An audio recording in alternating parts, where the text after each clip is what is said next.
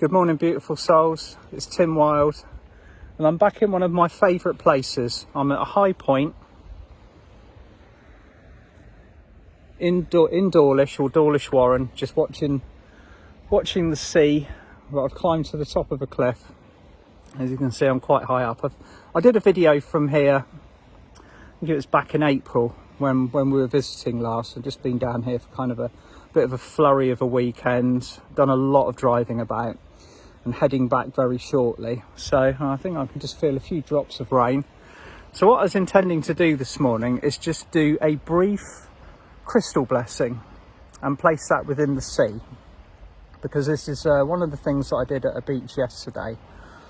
I understand that a lot of you listening to this might not necessarily be near a body of water. Now, that's absolutely fine. It's you may well you may have a pond near you or a stream or anything like that. And I took a piece of slate on the beach at Dartmouth and I wrote a blessing on it, and I then left it for the sea to catch up with the slate and allow the blessings to float into the water. So it was a simple blessing. It was simply, I, Tim Wild, bless the waters, the sea, the rocks, the land, and the fifth dimensional ley system with the highest and the purest light. So I, Tim Wild, bless the seas, the rocks, the land, the ley system with the highest and purest light. And I wrote this on the slate so that the sea could wash over it and the blessings then flow into the water. So I understand, like I said just a minute ago, that many of you might not be near and blessed enough to be sort of like near a big body of water like this. But a river or just a small pond or anything that allows the water to flow into the land or is connected to the land will do. Now this morning, I've dug myself up a little piece of quartz. There's loads of it around here. You don't have to go far to find it. So I'm going to do the same again. And this will work with just about anything, okay? Anything that's connected to the land. So it doesn't have to be a posh piece of quartz. It can be a stone from your garden, or it can be one of the best things to use is, like, pretty much all of us have got those little pebbles, you know, the quartz pebbles. You've either got a bowl full of them sat on your bedside table or somewhere in the kitchen, or a few of them adorning a mantelpiece. Now, they are capable of holding an incredible amount of information.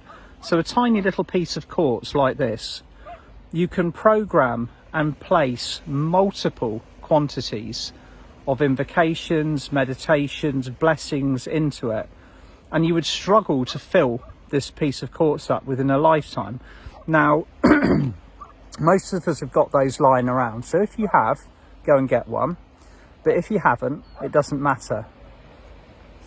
Just get yourself a stone from the garden or from wherever you are, and just hold it within your left or your right hand, whatever's comfortable. Close your eyes and just allow your intention to bless this piece of the land to flow into it. Now you can either do this out loud or in your head. I, your name, now bless this crystal, this rock, this piece of the land, to allow light and love to flow into the waters, into the earth, to allow your blessings to ignite a high frequency field and radiation of energy all around you. Make the blessing personal to you, okay? So a lot of people just kind of strictly follow words from the book because someone has written an invocation, the words are printed. You don't have to do that. Just whatever flows through you at the time. Always start it with I, your name, which is, you know, I, your name.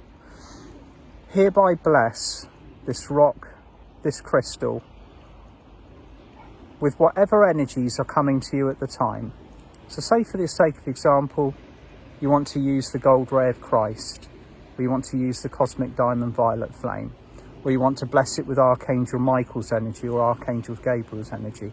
Just allow this to flow into the crystal, the rock, whatever you are using.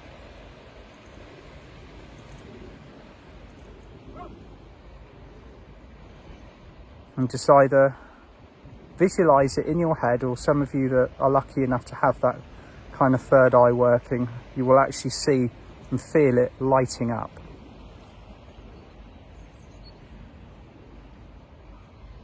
And just allow your light, your blessings, your power of intention to flow.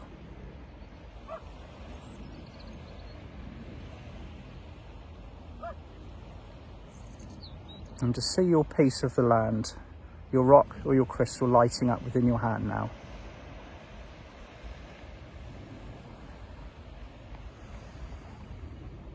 Now, whichever piece of water that you are going to bless it with, either take it from the high point like I am now and place it into the sea, it's a long way down, or just gently and reverently place it within the water. Now, like I said, this can be used for any energy that you wish it to be.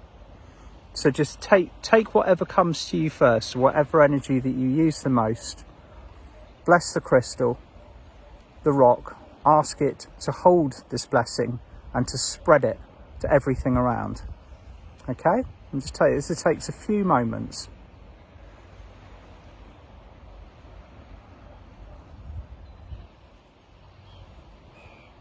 And then just trust that wherever you have left it and whatever blessings that you have placed within it, it will do its job and it will light up. Now, for those of you who have kind of got more kind of like bigger or more powerful crystals, or ones that you use on a regular basis, another really good exercise, and this is one I kind of covered a little while back, is asking your crystal to link into other crystals that might be in your surrounding area. Now, chances are that we live close to somebody else that loves crystals, and at the moment the crystal network on this planet is lighting up with every time the energy or the intensity of the light grows. The crystals, they actually respond to this coming in. Their job is to anchor the light, their job is to record information, their job is to ensure that when we are using them, that they're almost like an extension of ourselves. So when we're using a crystal, for example, that crystal will give us the ability to reach further and integrate more than we would do just as simple human vessels. Okay, now, as we all know, the ability or the power of our human vessel is growing, but at the moment, in the period where we are in physical, crystals are very, very useful tools for us to be able to reach further, to receive more. So just whatever you're doing today, just make sure that you kind of connect to your crystals, give them a blessing, allow them to integrate and anchor the light that is coming in. But yeah, I just felt very inspired to bless a piece of the land and leave it for the sea today. And would like to say, wherever you are, it could be a rock, it could be a stream, it could be a lake, it could just be any standing body or piece of water that is connected to the land. Because blessings are powerful, especially with what we've got coming in and coming up at the moment. It's the more intention that we put out there, the more light that comes in, the more light that is anchored up and anchored into the earth. And tomorrow night I'm going to be working with the Seraphim, Seraphina, Seraphisa and Seraphisa, to really bring some light in, to really do some anchoring. It's the kind of the actual setup of the workshop is still kind of being downloaded and integrated in for me at the moment. But it's whatever it is, I think it's going to be along the lines of pillars of light anchored into specific spots around the world, and it's all going to be kind of like a very, very high frequency earthworky workshop. So for those of you that are joining me tomorrow night, I'm really looking forward to seeing you there and to getting stuck in. But yeah, happy Monday everybody. I'm going to now make my way safely back down to the bottom of this cliff Sending you all loads of love, and I'll catch up with you soon. Bye for now.